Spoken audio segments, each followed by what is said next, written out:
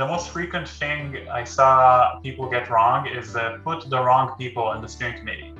Like for example, if I told you that, this development company example I told you, then some previous examples that other companies that I saw doing, they don't really put a development person in there. They maybe put like two commercial people in there, or they put another executive that doesn't have to do with development directly. So that causes sort of like a gap in my view, because if that development person is not there, then that executive has to then take all the information that's gathered, during these meetings, during the integration, and then go and sort of deliver it to another person. So that could, this information could change along the way a little bit, and there could be misunderstandings, and it also potentially causes delays to the whole process. So it's difficult to make these kind of decisions in real time if you don't have the right people on the steering committee.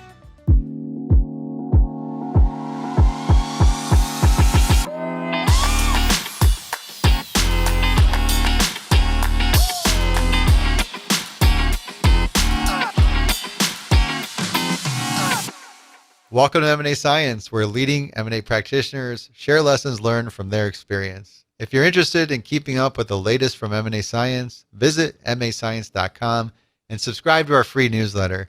Every Monday, we share highlights from our interviews and invitations to events as we build the greatest community of forward-thinking M&A practitioners.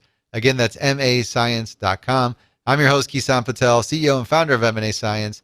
Joining me today is Tomer Stavitsky.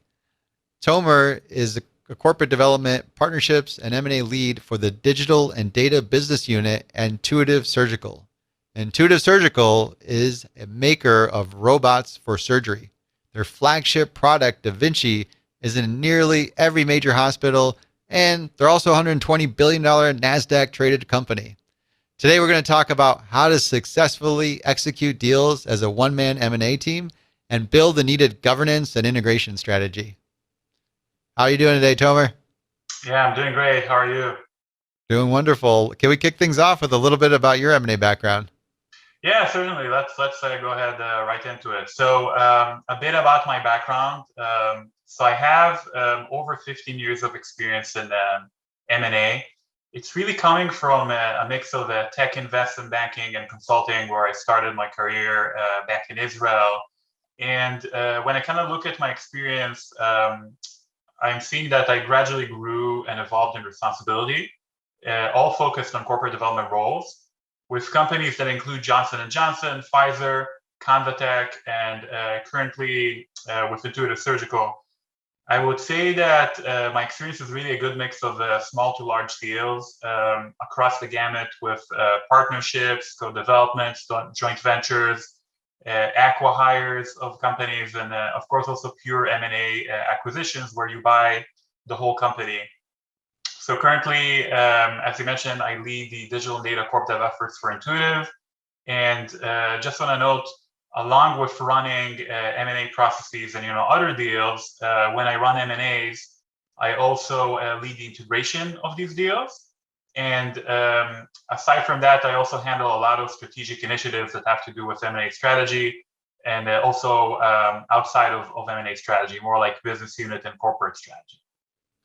This is interesting. You worked in a variety of different types of teams, different types of deals. What's your favorite part of the deal? So I would say my favorite part of the deal is actually running it. So there's obviously a lot of planning ahead of time, a lot of discussion, a lot of analysis, but actually running the deal itself is where I feel I give a lot of the value. There's all sorts of issues that come up, all sorts of things that happen in real time that require changing the trajectory, and maybe even dropping the deal or taking like a different approach. So doing all these things in real time, I really enjoy doing from all the challenges that I kind of brought up. You like getting dirty. As a one-man M&A team, where do you start? Yeah, so there is a couple of steps to this. I really like to start with the strategy and the deal sourcing. So what I do there is I start by making sure that the strategy is solid enough to actually enable the acquisition in question. And then I also make sure in parallel that the acquisition that I'm considering is actually the right thing to do from a high level. So assuming I did that, I then go out and source the deal. I go out to the market and I make sure that this deal aligns with the strategic goals that I uncovered. I then go out and pick the people internally who would actually work on this diligence and integration planning. And as I do this, I also work really hard to make sure that there is alignment between the various teams that are involved in this process. And the reason I actually do this is to make sure there's no silos in the process. And this is really an effort, on my view, to have a really efficient and transparent process overall.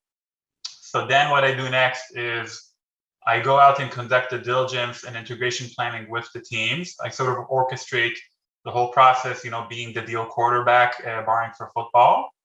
And as I do this, I also work on the governance. I essentially prepare a pitch based on my reading of the situation at hand. I collect various team members' feedback, and I conduct a lot of alignment with both my own management and the target company that we're acquiring management. And then I also create a steering committee structure and a board of directors structure. And once I sort of handle all these things cohesively, I go about and essentially lead and run the integration efforts. And I continue to execute on the integration until the 30, 60, 90-day plan gets to a steady state. And at that point, I essentially hand off the reins to the long-term integration lead for the business. But important to note, I still stay involved in monitoring the situation of the deal even a year after, because I collected all this insight and I have all this experience that I can help, sort of bubble up issues and solve them in real time. It's really interesting that you stick through from beginning to end and after. What benefits are there from doing that? Yes, I would say it has to do with sort of like the collective experience that a person gets from being sort of exposed to all facets of the deal. So by virtue of me being there, being exposed to everything that's happening, the good things, the bad things, the things in between, all these issues that bubbled up, then I can sort of share and guide the long-term integration lead and the steering committee and executive management in how to tackle issues that come up based on all this experience that I had during the deal, because something similar might have come up during that deal when I was leading it. I might have known something about this that other person doesn't know because they were not exposed to it. So it's these sort of things that I feel give a lot of benefit and makes the M&A deal more successful even in the long term. Isn't it hard to scale doing all that? So it's hard to scale, but that's why we sort of worked on an M&A playbook in almost every company that I worked in. And the beauty of this is that we sort of segment certain chunks of things that the person is needing to do. And after the business development lead sort of hands off reins to the business, to the long-term lead, then the involvement in the deal is not that significant. It's only of like a need to need basis, right? And think about this as more like a long-term advisor kind of thing, right? So say like a certain issue comes up that was dealt with previously, then the long-term lead would then reach out to me and kind of ask for my advice. So it's not that I am going to handle this issue by myself. I'm more of an advisor. Does that make sense? Yep, absolutely. I want to go back to the steps that you ran through. Let's zoom in on each of those. If we can start with strategy, how do you make sure the strategy is solid enough to do the acquisition? Yeah, let's go ahead and do this. So I start with basically anticipating the trends of the market that has to do with the acquisition that we are assessing. So what I mean by that is I go in and try to gain a very deep understanding of where this market is, this market in question. Where is it going? Where is it growing? What is this market about? Who's active in this market, right? What's happening in there? So then to go a step further, what I try to do is I try to actually talk to the market, right? So what I mean by that is I go out and actually talk with companies in the space. I have phone calls, I have emails, and I'm kind of positioning this as, we're trying to landscape this market and we're trying to learn more on this market. And as I do this, I try to understand how these companies that participate in the market actually work, where they're going, what they're doing. And to complement this view, I also go out and speak with users of the technology or product in question. So it could either be myself, if it's like a very high level discussion, or I also work with team members. We have like a competitive intelligence team, that could do these sort of like market studies. I mean, almost every large company has these kind of teams. So then what I do next is I focus really on making sure that the problem statement that we have, the problem thesis in this deal is about bringing value to customers. That is really the focus in my mind with this deal. So there needs to be in my mind a very clear problem that this deal is actually trying to solve. And by virtue of actually doing this deal, of acquiring the company in question, we're actually getting a step closer to bringing more value to our customers. So then I figure out the next step is how do I actually monetize this value? Because we obviously have to monetize it somehow. Otherwise, it's not worth it. So this is typically dollars. It could be like more revenues, less costs, things of that sort. But just want to say, in my view, it's not always direct monetization. It could actually be, for example, in the case of my company, Intuitive Surgical, we serve surgeons, we serve patients, we work with hospitals. So it could be even better outcomes to our patients, right? Say we bought like some very nice technology that gives better outcomes to patients. So this is what's happening. And then it could also be a better experience, a more efficient experience for our users, the surgeons. So they use our products in a better way. Now, to kind of wrap it all up, I use all these elements to continuously evaluate the strategy at large. I do quarterly updates, at least to deal strategy, M&A strategy, every quarter. And in each job that I had, not just in Intuitive, I did what I described. And I found that this actually helps push for updates for the strategy in a broad manner in the organization. And even if we're talking about small and incremental changes, I found that this really helps keep the M&A and the total strategy really fresh. And it allows for better alignment to the corporation, to the market, and actually also provides sort of a look ahead to give a competitive edge for the company that I'm working for, to better anticipate market trends and things of that sort. Sounds like one of the key steps is to get out there and talk to the market, and you go as far as talking to those companies and their customers. Exactly. Yeah, that's a very important step. How do you do that? How do you approach them? What kind of language are you using? Yeah, so I mean, it really depends on the context of the situation. But say, for example, we're trying to learn about the market. So that is exactly what I'm going to say. I'm going to be upfront with them. I'm going to tell them, hey, we are considering, doing something in this market. And we want to talk with you. Obviously, everything is done non-confidentially, very high level. It's done for learning purposes. I'm specifically and explicitly saying that in calls and in outreaches.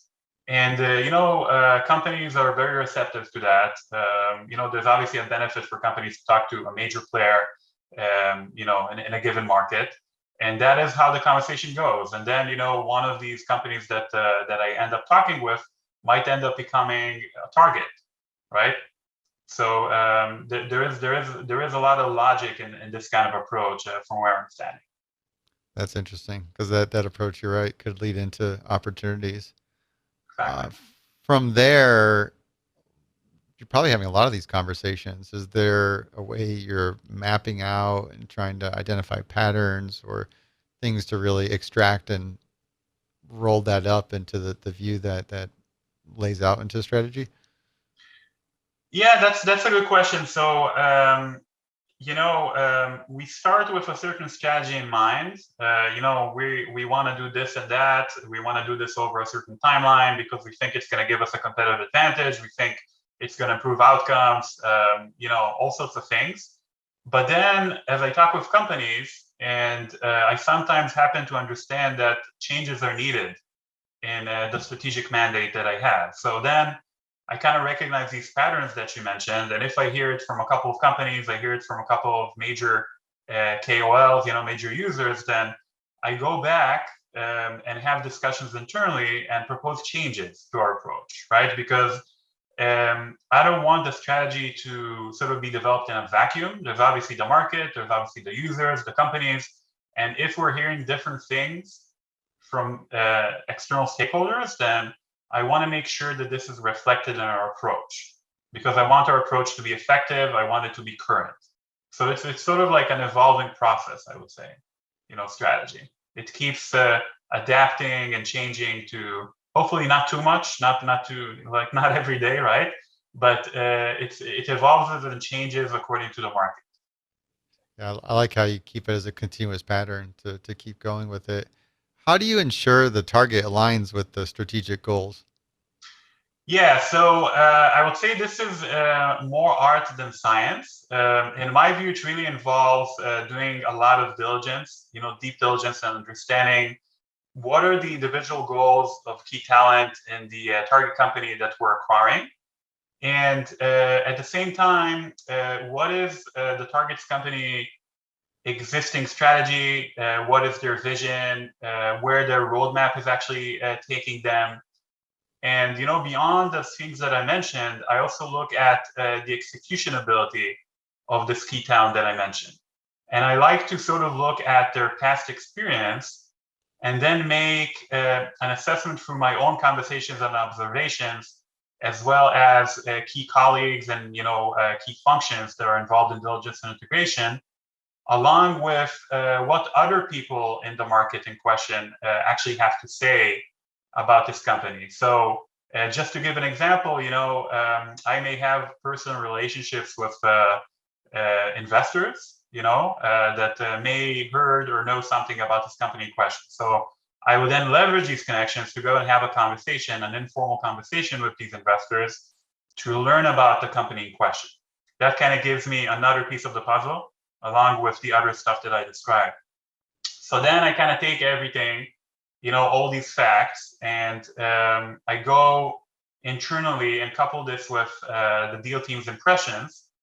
I go to the executive management of my company, and in some cases, I even organize a meeting between our own management and the target senior management during the term sheet stage, where the goal of this is to help educate our own management and myself about what the target is doing, what's their vision, and more importantly, it also serves as another set of eyes to evaluate the fit and the capabilities of the other side. So that is more or less the process that I'm taking to your question.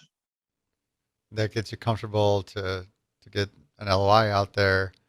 Uh, what about the sign off? Who's do you got to take this up to the board? What does that look like?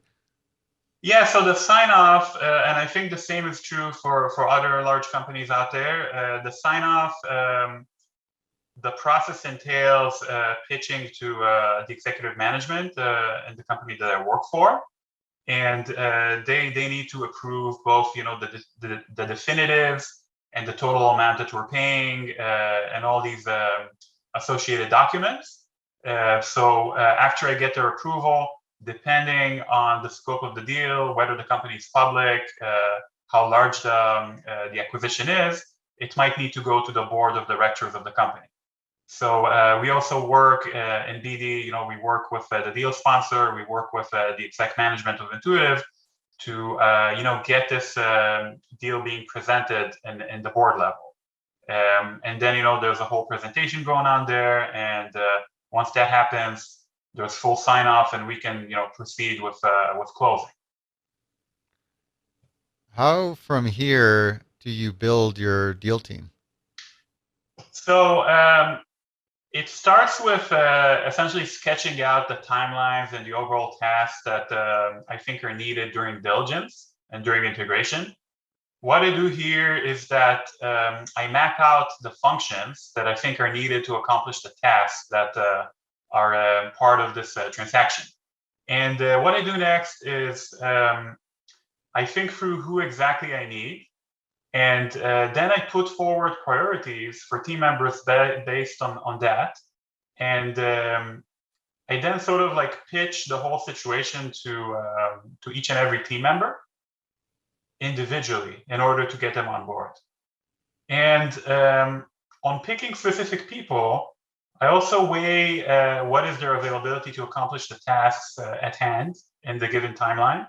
So I'm trying to be completely transparent with them. I'm going to tell them, for example, hey, I need 20% of your time over the next couple of months. And what I'm going to do next, I'm going to ask for their commitment to accomplish this 20%. And sorry, I'm going to have them also appoint a backup in case any availability issues come up in real time. So that is sort of how I do it. I like how you're thinking about the backup and already planning out worst case situations. Yeah, learning from experience, these things happen. And you're looking for the right skills or the right people, so they tend to be pretty straightforward. Or is there any like diligence you need to do, or vetting out? Yeah, that's a good one. So I think it really depends on what's the situation. Like some things are less complex than others. Like for example, if you're evaluating the accounting of a company and they have like standard accounting, then you probably don't need too much resources or effort in that particular area. But for example, if you are assessing a very complex supply chain that is across the world and it's in a area of the world maybe that your company doesn't have a lot of experience in, or it's in a product area that people really don't have the necessary skill set internally, then it kind of complicates matters. And in these cases, I might suggest let's involve more people internally because collectively we might have the full picture on this kind of thing.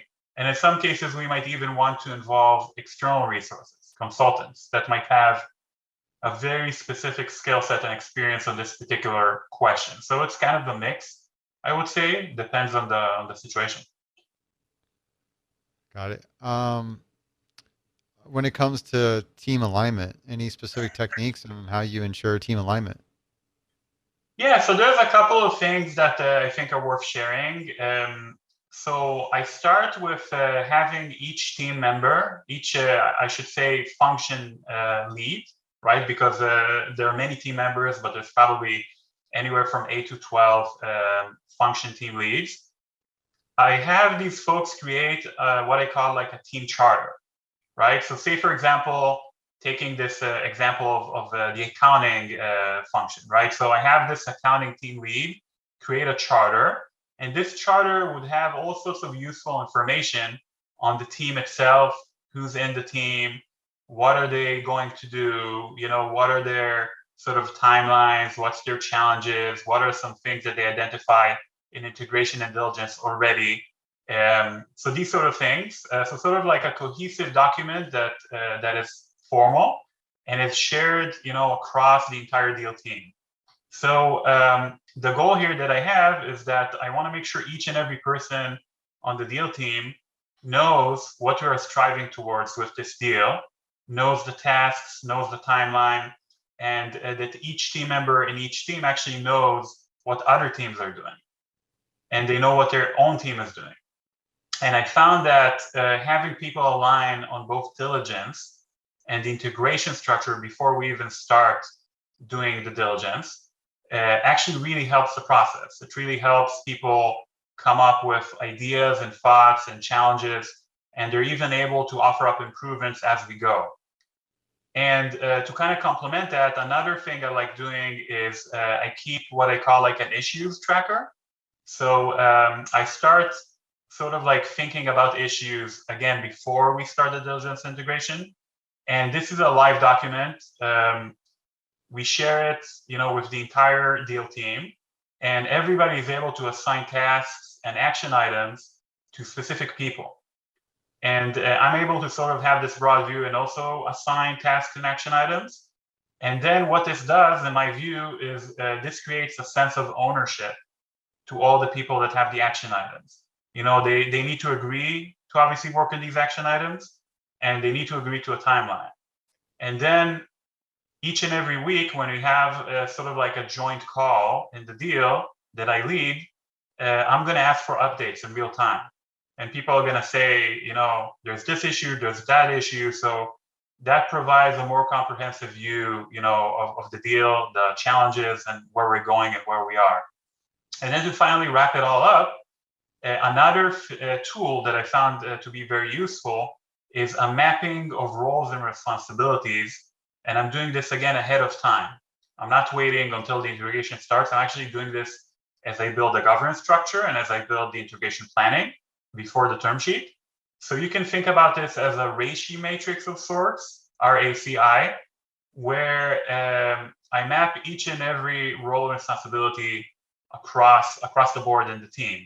This doesn't just involve the people that are doing the work on the diligence or the integration. This involves also the deal sponsor, the executive committee, the board if they have a role.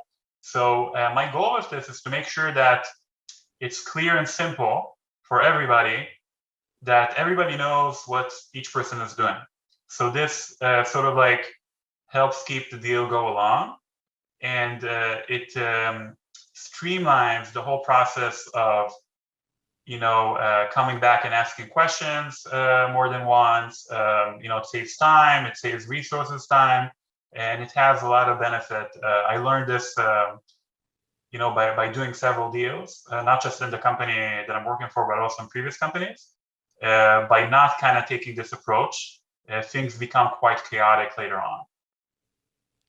So we got building out those team charters, issues tracker, and essentially a RACI model. One of the key things you talked about is running diligence and this integration planning. How do you align the diligence process with integration planning? Yeah, so this has to do, in my view, with thinking through everything that has to do with integration planning, all these activities prior to the term sheet stage. So before we actually submit a term sheet, I found it helpful to have, the functional integration leads, these 8 to 12 functions that I mentioned earlier, to be either close contacts of the diligence leads, or actually the same person. So the most effective thing I found to work in the deals that I worked on is that the person that does the diligence in a given function is also the person that does the integration. And I'll explain why. So the reason I found so helpful is because the people that discover the diligence findings and prioritize them, they're then able to translate these things in real time to integration activities instead of handing it off to another person. So that is where the effectiveness comes into play. And in fact, I want to say that when I kick off the process, when the diligence and integration planning starts, I actually explicitly say we're doing both of these things at the same time. And I even provide templates to people that they can utilize if they want to, in diligence and in integration. So even the 30, 60, 90-day plan, even that has a template. And all these things, coupled with the process, the templates, I found to be really helpful in making the process, more effective. While they're doing diligence, they're helping to build an integration plan. Exactly. So we're focusing first on the 30-day, then we're kind of moving to the 60-day, then we're moving to the 90-day. So we actually separated by chunks. I'm trying to start with the more critical things and the more near-term things initially. How do you do this if it's a competitive process? So I do this, so I credit the templates to helping out because the M&A playbook process that we've been through, and again, this is not true just for my company, but for previous companies, it actually helps identify repetitive items that have to do with diligence and integration planning. So some items just keep repeating. So there's no use in asking, the integration planners to kind of repeat the same thing in each and every deal, because these things are there. So the templates already contain some of these activities, and this saves a whole lot of time. So this kind of gets into a situation where we're able to focus on the most critical things first and sort of tailor these templates for unique items that we're finding, if that makes sense. Right. But still, if it's a tight deadline, or even this last year, where highly competitive process and you're getting little to no exclusivity period, doesn't some of that stuff just get thrown out and you're really trying to cherry pick some of the key diligence things and moving right on? Yeah, I mean, so I found that even though the process is competitive, you can still go quickly.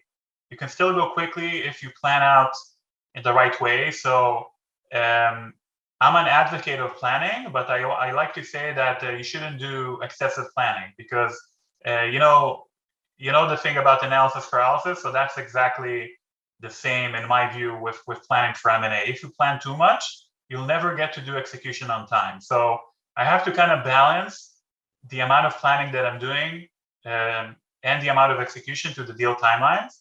And of course, if I'm going to have a very short window of exclusivity period, then I'm going to spend more time planning ahead of time while I have it.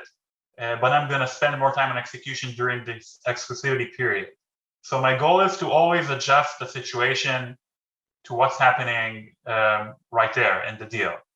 So I'm not going to spend too much time on planning if I don't have too much time to spend on it. I'm going to focus on the critical stuff ahead of time if I don't have too much time. And I'm just going to flow with the deal according to the situation, if that makes sense. Yeah, it does. I'm thinking this is a really key part that I've noticed from corp dev teams that are very successful in the outcomes of their deals versus ones that not. And it sort of almost distinguishes the traditional approach to M&A versus more of a modern approach with what you described and having this parallel of doing diligence integration planning. Is there any key things that you would suggest to a company that's still on more of that?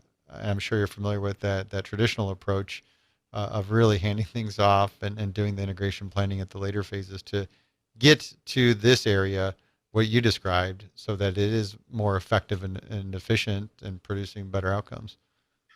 Yeah, so I would say that what I found most helpful in the companies I work for that kind of went from the traditional model to a more streamlined model. I found that going through an active process of learning, actually analyzing the way you do diligence, integration, and M&A. I mean, all the people kind of know this in their heads, but once you really start analyzing it, you take like a high level view. You can understand that certain things could be more effective. And the way to do this is simply to go through an M&A playbook and M&A integration sort of like improvement, right? So it starts by, I would say, probably key constituents of the M&A process just speaking up and saying, hey, I think this could be better, that could be better. But then it continues with formally doing this sort of project, right? So typically this project is best done with consultants, I think, but I saw some companies that are doing it by themselves. But I would say always there needs to be some kind of catalyst. Somebody needs to speak up and say, this is not working effectively, or there could also be a negative thing happening, right? Because we didn't do this or that in the right way, or we didn't do this fast enough, we might have lost the deal, just theoretically, right?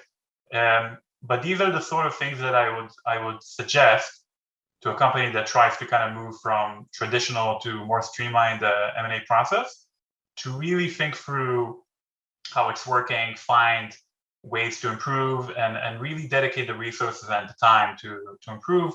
Otherwise, you could end up losing deals. You can end up not doing things fast enough, and this actually affects your competitive position in the marketplace at the end of the day too. Great advice. Let's get into how to build your governance structure. Yeah, so this is a multi-step process. I kind of start with thinking about how the steering committee is going to be, who's going to be in there, what's the structure essentially. In order to do this, I start with understanding and weighing the deal goals that I have, along with the deal strategy and the overall desired timeline of tasks that I need to accomplish in this deal. Now, what I do next is I also weigh the complexity of the target company, the business that we're acquiring, in other words, along with the complexity of the business that is going to receive this acquired entity.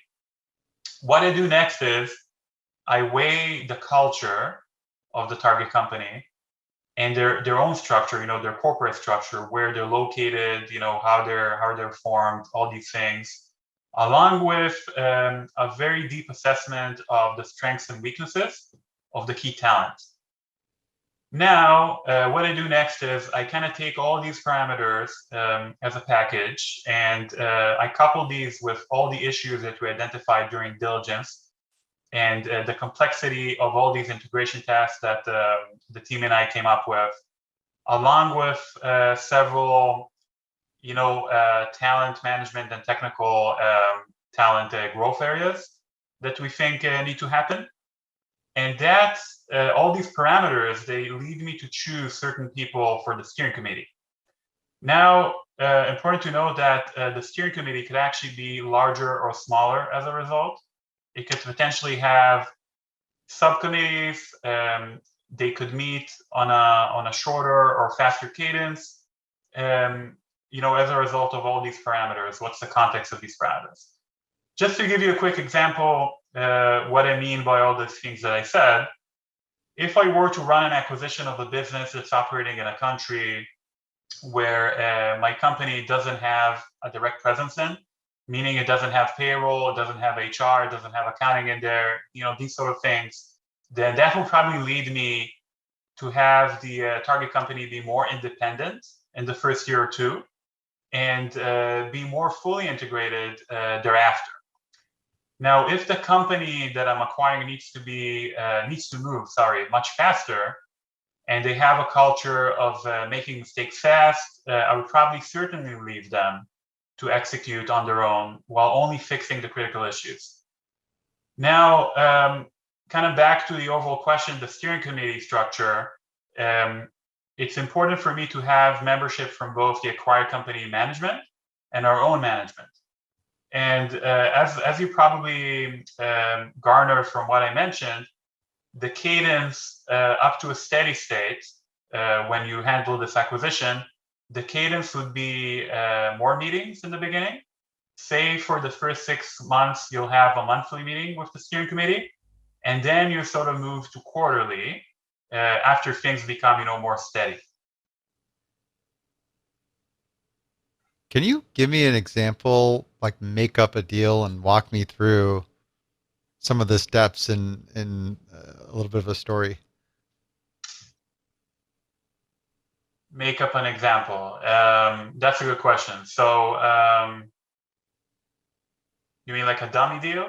Yeah, exactly. Because this is a topic I haven't covered before, and I want to get a sense of what would that look like. Like you walk through a lot of the analysis before of the company, and even like the right sizing approach. But I want to get a little bit more tangible feel of what that determines you from putting together a 3-person steering committee to 10 people, and really like what does that look like with an example? I don't know if you can. Yes, I mean, say for example, you take a company that is currently development stage, right? So they don't really have a product on the market, but we actually need them to develop something for us that then is going to be integrated in our own product, right? So you think about this as like a development effort, but also a commercialization effort. And this kind of company, say, they're moving very fast because they're development stage, they're a startup. So in this kind of case, what I would do, I would obviously treat them as a development company. I would treat them as a company that maybe doesn't necessarily have a lot of commercialization experience. And I'm going to treat them as a company that wants to move fast. So in this particular case, I am going to let them, move very fast. So I'm not going to handicap them with a very complex steering committee, and I'm going to keep very close on the development. So I'm going to have a senior development person on that steering committee for my own company side, along with probably the head of R&D or the CTO of the other company. They're also going to have membership on the steering committee, because development is what's important here, right? But also, not less important is commercialization. How does that development of that feature gets integrated into the product? So I'm also going to have a commercial person that has a lot of experience in commercializing these sort of products from my own company side on that steering committee, right? And then the focus of that steering committee is going to be on driving forward that development. It's going to be on thinking forward on that commercialization strategy. And these are probably going to be the issues that are going to occupy the minds of the people on that committee. So it's not going to be a large committee. They're going to meet probably more frequently on these commercial and development items to make sure that the development is on track, to make sure that commercial is on track. And it's going to be composed mostly of people that handle development and commercial from both sides.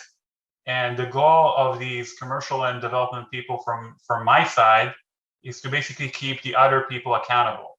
So they're going to be able to execute on time, and we're going to be able to monitor their execution on time and sort of step in to help along the way if there's any issues, if there's any concerns, if anybody is hitting a wall or something needs to be changed. Does that make sense? That makes way more sense. I like it. Who governs the steering committee? So there is typically a head of the steering committee. It really depends on the situation in the deal. It could be, for example, a deal sponsor. So, the person that sponsors the deal, like, for example, the head of a certain business unit that this acquired entity is going into. Or in another case, if it's like a really, really big acquisition, it could even be a C-suite person. It really depends on the situation. So what I try to do when I recommend these sort of things, I kind of weigh what are the goals, who would best sort of be in the shoes of the head of the steering committee, who would kind of be able to best direct it forward according to the situation. And sometimes it's a very senior person, sometimes it's less, but it's always somebody that has to do something, and a very deep something with this acquired entity, if that makes sense. And then, what does your relationship look like with the steering committee? Are you reporting to them, or? Yeah, so during my time as integration lead, I essentially report up to them the status in real time of what's happening with the integration. So say you executed the deal, you closed everything, then you move on to executing the 30, 60, 90-day plan. So I essentially call the meetings for the steering committee, and I keep them apprised of the situation, how the integration is going, are there any issues, and I essentially escalate things that need to be escalated to them for their advice and for them to make key decisions on. So they're sort of like the decision maker layer, and I'm the one that is out there understanding what's happening, what's going on with all the functions, what's happening with the company, how everybody are feeling, and I'm sort of like bubbling up all these things and seeking their advice and making recommendations in real time. And once I get this integration into a steady state, typically in the 90-day period, I then hand it off to the long-term integration lead, and they now become the person that works with the steering committee. Got it. What with the steering committee, I take it the big components or roles for them is decision making and problem solving. Yeah, I would say decision making, problem solving, advice, helping with even further escalation. For example, if there were an issue with milestones in the deal, like for example, the target company would not be meeting the milestones, then sometimes it needs to be escalated even further. So they sort of serve as helping kind of make these connections where needed. I mean, they're not always needed. Sometimes they're needed. They're advisors, and yes, they're decision makers. That's sort of what they do. What do people get wrong when setting up a steering committee? So I think the most frequent thing I saw people get wrong is put the wrong people in the steering committee. Like for example, if I told you that this development company example I told you, then some previous examples at other companies that I saw doing, they don't really put a development person in there. They maybe put like 2 commercial people in there, or they put another executive that doesn't have to do with development directly. So that causes sort of like a gap in my view, because if that development person is not there, then that executive has to then take all the information that's gathered, during these meetings, during the integration, and then go and sort of deliver it to another person. So that could, this information could change along the way a little bit, and there could be misunderstandings, and it also potentially causes delays to the whole process. So it's difficult to make these kind of decisions in real time if you don't have the right people on the steering committee. How early are you thinking about setting this up? How really? What do you mean? Or timing? Like what point in the deal do you Oh, I start see working what on you're this? saying. So I'm thinking about these things when I start doing the integration planning. So um, before the term sheet stage is when I start thinking about all of these things. And I found that unless you do all the integration planning at the diligence stage, meaning before the term sheet, then things could become very chaotic later on. So actually, when I think about it a little bit more deeply, thinking about integration early on in the process really helped me manage all my internal resources in the deal. And at a certain point, when I feel that the deal would be moving forward, and prior to the term sheet stage, I actually start reaching out to people, right? I start reaching out to steering committee members, potential members, that is. I start reaching out to diligence team members, integration team members, and I sort of give them the heads up that this deal might be coming. And I asked them to actually start thinking about these activities unofficially before, because remember, we haven't still kicked off all of this. So this is before LOI. This is before LOI. We haven't officially Wow. kicked off, right? So I kind of go in unofficially and, plant the seeds with them that this might be coming. And then I keep in touch with them, and I try to update them in real time on when and how this deal will be moving forward. And as I do this, I also give them my expectation of how much time I need from them. Remember earlier I gave you the example that I said, hey, I need 20% of your time, for a certain function. So I try to be as transparent as possible with that, because I recognize people don't do M&A all the time. They have their own job, right? Especially the senior people. And I try to be respectful of their time. So I just give them a heads up on the commitment that I think is needed. And I hear from them what they can or cannot do. And that's where the backup also comes into play. That's why I advocate for a backup, because people are not available all the time. So just coming back to my earlier point, I really found that all these things really help solve chaos that could come later on. And all these things sort of help streamline the whole process. Especially I found that the teams themselves, so not just me, the teams themselves, really find that this process helps them manage their own resources more effectively, and even save time catching up within their own team and cross-functionally. So I found it to be really helpful in streamlining, just to make the point. Yeah, I just It seems like a lot of work to do pre-LOI. Yeah, I mean, it is work. It's not an insignificant amount, but once you focus on the critical steps, once you focus on what really matters, and you remember utilize all these templates that I mentioned, right? Because there's an actual M&A playbook process. So it's not like I'm going through the same thing each and every time, because some things are already mapped out. So I'm only focusing on all these things that I'm telling you. I'm focusing on the critical steps. And I'm still applying judgment to remember that there is a deal that I need to do, remember the timelines, and remember that it might be a competitive process, right? Because if it's a competitive process, I obviously have less time.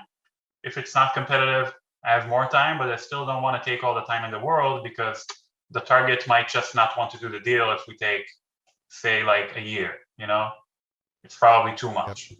agree. Is there anything else notable that you're doing pre-LOI related to integration planning? I would say the things that I mentioned are probably the main things. I just try to have a very clear idea of what this deal is about, all the issues. I think I already mentioned these. So, not much beyond that. I mean, there's a lot of small details, obviously, but I think the things I mentioned kind of hit the high points. The main and critical things to think about. When is integration done? Because you mentioned 30, 60, 90 day, then handoff to the business. Can you talk to me a little bit more about that? Yeah, so if you mean my own integration, sort of like responsibility, so directly it ends around the 90-day point, because that is the point where I hand off the reins to the long-term integration lead. But obviously the work continues because the long-term integration leads continues to do that work. And actually, to come back to your previous question, so another thing that I'm doing, during the planning phase is to kind of map out the integration steps beyond 90 days, right? So we're thinking about the strategy overall, and we're actually separating the strategy for integration into steps. So step one, for example, would be very light integration. Like, for example, you integrate accounting, you integrate payroll, you integrate HR, things of that sort. Step two could be having additional functions be integrated. And step three could be integrate the whole thing. So accordingly, we also map out these steps for the long-term integration, and we actually map out the strategy around each and every step. And the composition of the steering committee could actually end up changing in each of these steps, right? Because step one doesn't necessarily require a certain type of specialization, but step two does, right? So the steering committee could actually grow from each step as you move forward. So the integration really ends when the last step is reached, and it could be anywhere from a couple of months to maybe 3 years. But again, it kind of really depends on how we map out the steps when it actually ends. Got it. What's the biggest challenge when doing this kind of end-to-end M&A approach? Yeah, so I would say the biggest challenge in my mind has to do with timely execution of the deal, because you heard from me that there's a lot of planning involved. I mean, not too much planning, but there's a lot of planning in there, and there's obviously a certain time frame that you agreed in the term sheet with the targets. It could be 30 days, 60 days, 90 days, whatever it is. I'm going to want to stick to that timeline and not exceed it. And I'm also going to want to stick to having the 30, 60, 90-day integration plan done in time. Now, it's quite challenging because I mentioned to you, there's planning involved, there's multiple roles that I'm playing. I'm actually also doing other deals as I'm doing this particular deal. So I'm working on multiple deals at the same time. But the way I kind of handle this is through all this planning, right? So my goal with all this planning is to help myself, help the team, help the steering committee, help the organization anticipate all these issues, anticipate all these pitfalls, anticipate what happens if something changes, right? So this helps actually come up with solutions to all types of problems that come up during the deal. And another thing that's very helpful to kind of solve these challenges is targeted communication. both internally and externally. So targeted communication, in my view, really gets the job done well because targeted communication provides a clear understanding to the team members of what happens if we miss on the timeline. What's the actual impact of missing on a certain activity? I mean, one activity that's not critical might not be that impactful, but a critical activity like setting up manufacturing lines, in step 2 of the integration state, that's pretty impactful if you miss on that. You just can't manufacture the product, right? Right. So essentially, I try to get everybody on board with how important it is we execute timely and effectively on the critical things. And I found that people actually understand that pretty well, and they just give their best. I mean, nobody's perfect. People can make mistakes, but I found that people give their best with this particular framework. And this really helps get the process to go about in time and go about being executed in a good way, essentially. Great example, targeted communication. What, going on that same track, what are the biggest lessons learned from all your years of experience? Yeah, so you probably already can anticipate what I'm about to say, but one of the biggest lessons that I learned is not to underestimate the scope of planning for the deal and invest a good chunk of time in thinking into it. And always be sort of on your guard, not rest on your laurels during the deal. Even when things seem to work well, always think ahead, think outside the box. In every step of the process, what could actually go wrong? And question, are you doing the right thing? So not to obsessively do it, but do it in a balanced way and be prepared to change the process in real time and adapt to the changing situation. And another thing I mentioned, I think several times, probably not a surprise to you that I'm going to say it, but communicate. Always communicate. Be crystal clear in your communication. And I kind of look at this way. You have personal relationships. Everybody has personal relationships in life. Communication is key in personal relationships. I think the same is key in M&A. If an M&A is to be successful, communication needs to be good. It needs to be clear. And the same is true for every single layer out there, right? In M&A, both internal and external. And I actually learned all these things by seeing that when one side on the table, during an M&A deal doesn't have the full picture of what's happening with the other side. For example, just giving you a quick example here, say you just take a random deal, the lawyers of the target, they're doing a lot of work, they're doing hard work on strict timelines, but what happens if they're not fully aware of the impact of certain diligence findings that I came up with? Like, what happens there? They might not be aware that a specific finding has a very specific effect on the timeline of the deal, both for the target company and both for my company. So if they don't know that, they can't really prioritize whatever it is they're doing. For example, working on a contract, working on some specific diligence for their client, and that might end up delaying the deal. So I guess my bottom line is, plan ahead, always adapt, always communicate across, below and upwards to make sure that things are clear and things are moving forward. Great advice. I have a couple of questions here I saw came in while we are chatting. Those of you still with us, thank you. Proud of you. But feel free to chime in with any questions. We do have some extra time. We're allotted to run over a bit. The first one I have here, Tomer, how do you know that the people you are reaching out are going to dedicate the necessary attention to the deal? They probably have other day-to-day duties. Yeah, so this is not a simple matter to assess. So this is where relationships come in. So as I do my role in the company I work for, I strive to build very deep relationships with the people I work with. So I kind of get to know them.